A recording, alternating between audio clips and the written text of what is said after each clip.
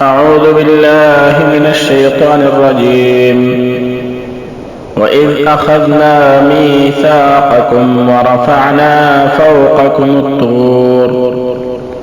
خذوا ما آتيناكم بقوة واذكروا ما فيه لعلكم تتقون. دا سورة البقرة درشت نمبر آیات. وَإِذْ أَخَذْنَا وَكَلَّ مُنْ غَوَاغَسْتَا مِيثَاقَكُمْ فَخَوَعْدَسْتَا سُنَا وَرَفَعْنَا أَوْ مُنْچَتْتُ فَوْقَكُمُ الطُّورِ بَرَبَتَا سُبَانْ دِتُور غَرْ خُذُوا أُنِسِ مَا آتَيْنَاكُمْ سَجِمُنْ دَرْكَلِتَا سُتَا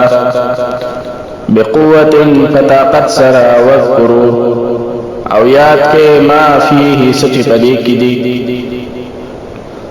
لعلکم تتقون ددید پارا چتا سد اللہ نو یریگے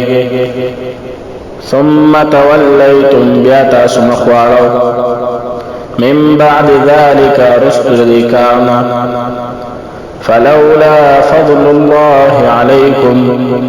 اس کچرت نوی فضل دا اللہ علیکم پتا سبان دی ورحمته رحمت داو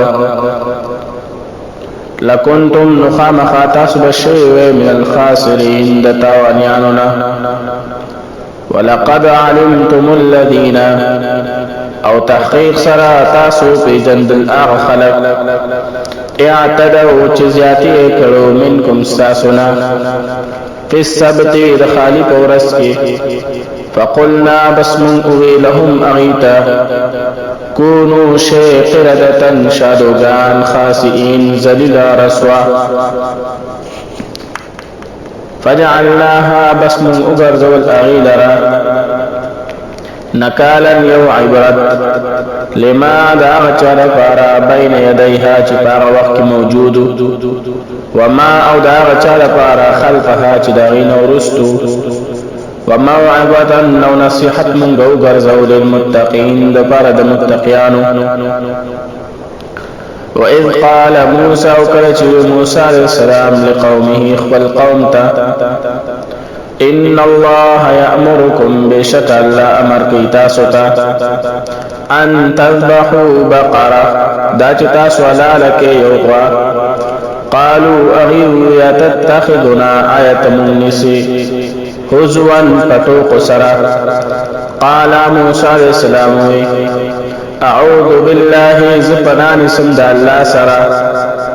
ان ددی خبرنا ان اکونا جزشم من الجاہلین دا جاہلاننا قالوا اغیوی ادعو لنا دعا وقال زمون دپارا ربك درقلنا يبين لنا چ بیان کی منتا ما هي چغس شد یا سنگدا دا غیسن شانی قال موسى علیہ السلام انه بشک حال دادی يقول غواي انها بقرة بشك داي غوادا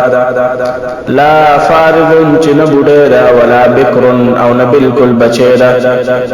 عوان بين ذلك درمیان دا فمنزد دیکے ففعلوا تاسو کے ما تؤمرون سجتا ستامر کیگی